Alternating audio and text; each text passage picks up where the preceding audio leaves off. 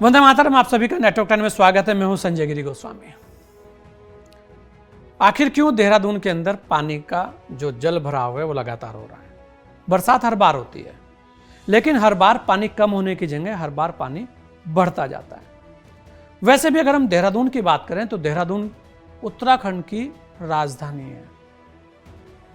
देहरादून के अंदर माननीय मुख्यमंत्री जी भी हैं और माननीय सभी मंत्री भी वहीं पे हैं, माननीय विधायक भी वहीं पर हैं। उसके अलावा अधिकारियों की बात करें तो सभी अधिकारी भी वहीं पर हैं। तो ऐसे में भी अगर देहरादून के अंदर जल भराव की समस्या बनी रहती है तो उसके पीछे बहुत से कारण रहे होंगे। सवाल यहां फिर यही बनता है कि आखिर क्यों यहां पर स्थितियां ऐसी हैं। पहले छोटे छोटे नाले होते थे, जिन नालों का आजकल कुछ पता नहीं। बहुत सारे लोग ये भी कहते हैं कि अवैध अतिक्रमण ने उत्तराखंड के अंदर जो राजधानी है देहरादून, उसका जो पूरा एक सिस्टम है वो बिगाड़ दिया है। नदियों पर कब्जे हो गए हैं, ट्रैफिक इतना ज्यादा हो गया है कि अब तो लोगों को ऐसा लगता है कि कहीं शनिवार और इतवार में हम सड़क भी पार कर पाएंगे या नहीं कर पाएंगे। एक बारिश हो जाए तुरंत जलमग्न हो जाता है। स्मार्ट सिटी बन रही है। ऐसा भी कहा जाता है कि कभी स्मार्ट सिटी की स्थितियां थी। यह कहा गया था कि स्मार्ट सिटी के आने के बाद जो देहरादून है वो बहुत सुंदर हो जाएगा। लेकिन लोग क्या कह रहे हैं ये भी आपके सामने। अगर हम बात करें आर्थिक सर्वेक्षण रिपोर्ट के मुताबिक उत्तराखंड में शहरीकरण तेजी से बढ़ा है और इसमें देहरादून सबसे आगे है। शहरीकरण की इस प्रक्रिया में विकास का जो काम है वो सुनियोजित नहीं हो। राजधानी बनने के बाद देहरादून का जो भूगोल है वो बदल गया और जनसंख्या है वो तो बढ़ती जा रही है। अवैध कब्जों की बात, तो अवैध कब्जों को लेकर देहरादून में समय समय पर आवाज उठती रही है। बहुत सारे राजनेता कहते हैं नहीं ये कब्जा वैध है, बहुत सारे कहते हैं अवैध है। लेकिन इन अवैध कब्जों के कारण जो शहर में संकट है उस पर कौन बात करे।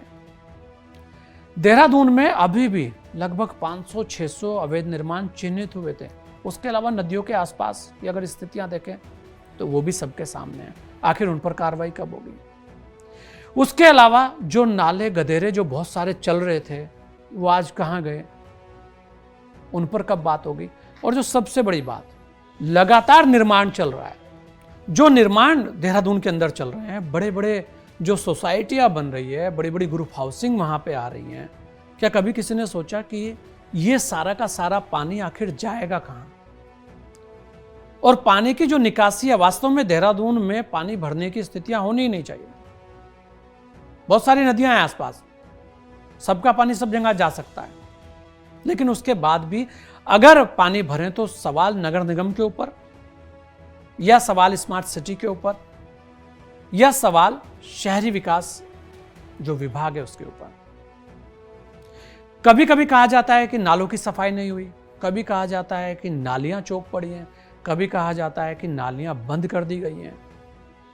आखिर इन सब चीजों को कहने का अर्थ क्या है।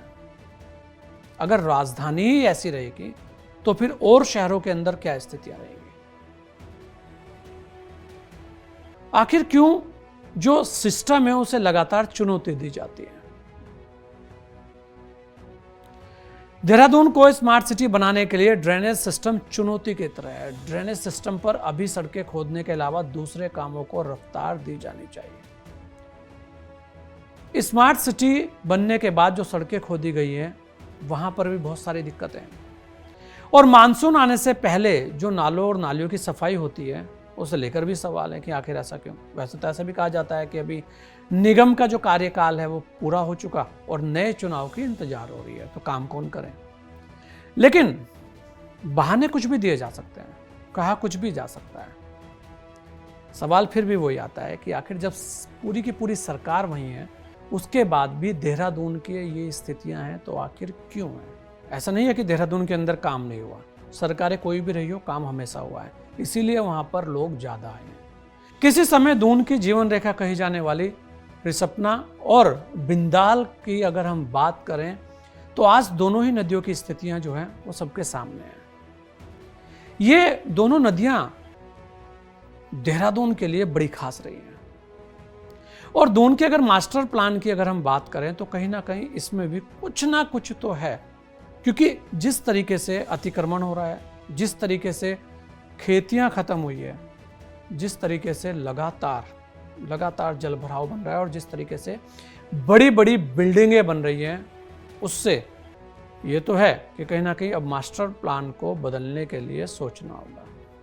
एक कमेंट्स जरूर दीजिएगा कि देहरादून में जल भराव से कैसे छुटकारा मिले, अवैध निर्माणों से कैसे छुटकारा मिले। कम से कम देहरादून जितना साफ सुथरा स्वच्छ था, वापस देहरादून उसी शेप में आना चाहिए।